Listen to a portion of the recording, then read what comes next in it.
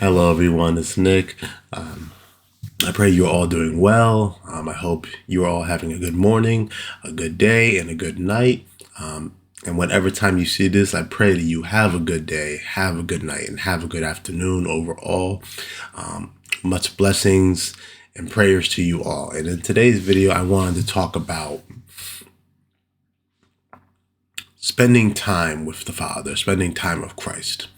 And I know I've talked about this, in the past, and why it's important. But I think something came to me that I feel like it was just I wanted to share.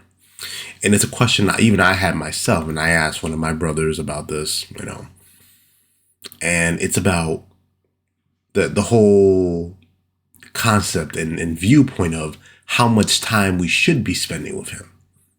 Right?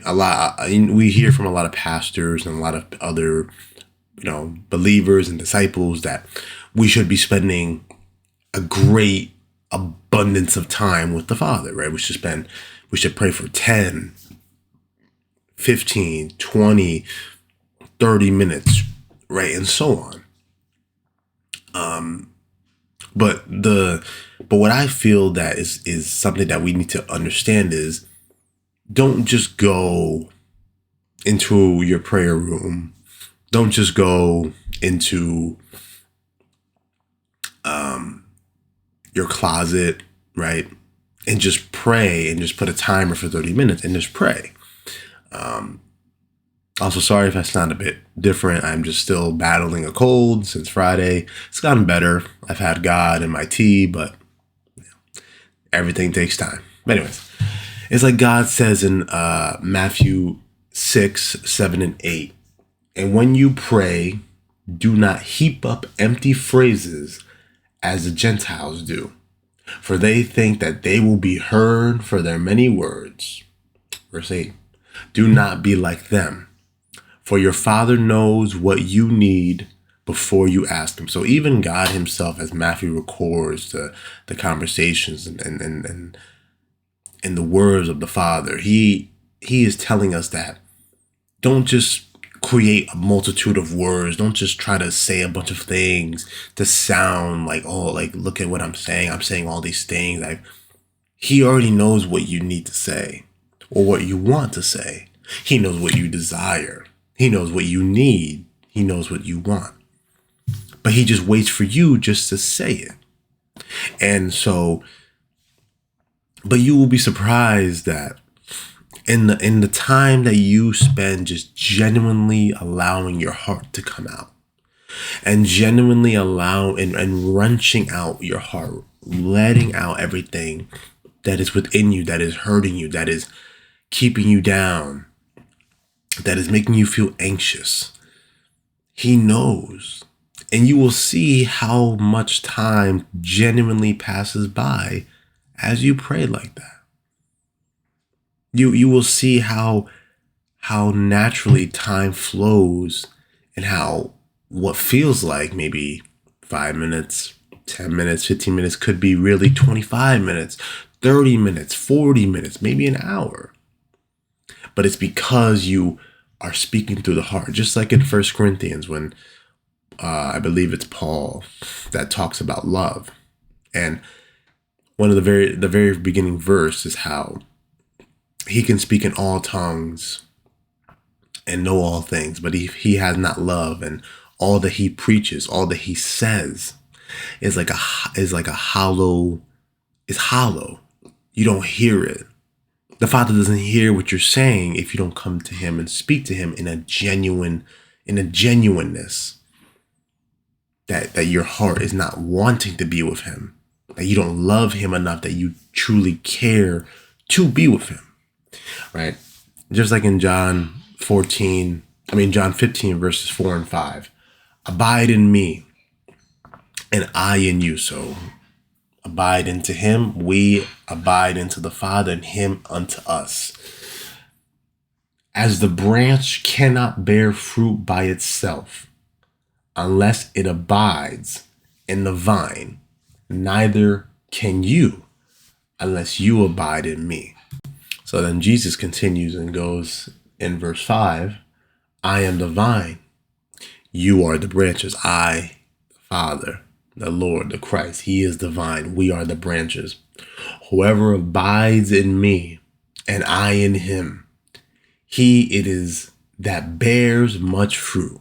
Far apart from me, you can do nothing. And so we see that Jesus is saying he is the vine. He is, he is the source of life and the spiritual nourishment for his followers, for his disciples. We, the disciples, the followers, the believers, we are the branches. So if we lean onto him and latch onto him, we will bear much fruit. We will bear beautiful, plentiful fruit, right? But it comes with the genuineness. It comes with the authenticity of our hearts wanting to spend time with him. It's like the same way. I'll give my own type of parable, I guess. When you go to visit your beloved, your husband, your wife, your boyfriend or girlfriend, when you're away from them, you feel alone.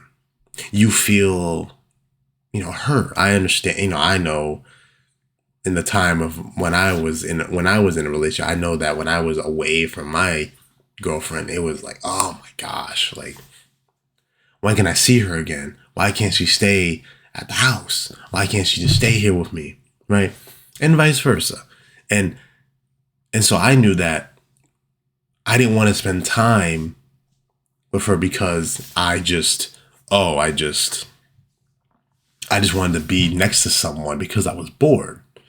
No, but I wanted to spend time because my heart and my spirit yearned for her, wanted to be in her presence, wanted to speak to her, wanted to talk to her, wanted her to talk to me. And it goes for even yourself when you want to go see your husband, or you want to go see your girlfriend or your boyfriend. You want to go to them because you miss them. You feel, incomplete. You feel there's something missing. And you want to spend time with them. You want to confess things to them. You want to confess what happened at work, what happened the job, what happened with your day. You cheated on your diet, and you're gonna say, you know what, I had a donut, or I don't know, but in the grand scheme of things, right, in the general sense, you want to spend time with them, and that time that you're going to spend, you're going to cherish it. You're not going to waste it because you know that time is precious time. You know that you're going to probably have to go home that same night. Maybe you only have a couple of hours. You know you're going to have to leave her or him. You know you're going to have to go to work. Whatever the case may be. Maybe you're lucky that you live with them or you can sleep over. Maybe you're lucky, right? But you know that time is precious. And it's the same thing with the Father. When you go to him, when you spend time with him, don't allow that time to be blank, if that makes sense. Don't allow that time to just be null. Don't just go to him and just be like, yeah, you know what, man? Okay, 30 minutes. Okay. And then you just pray and you hit a timer go off. It's like, okay, well, there we go. I prayed for 30 minutes. Well, did you really pray? And it's not just about prayer. There are many, many ways in how you can spend time with him, even in meditation. Psalms 119:15. I will meditate on your precepts and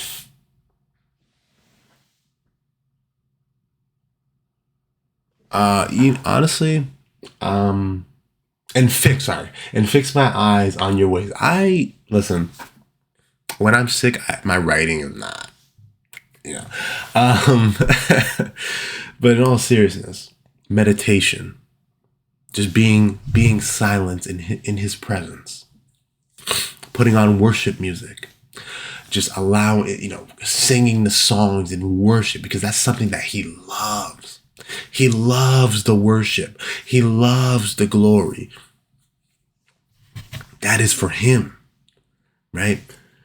And just in those ways, prayer is not the only way to spend time with him, to genuinely spend time.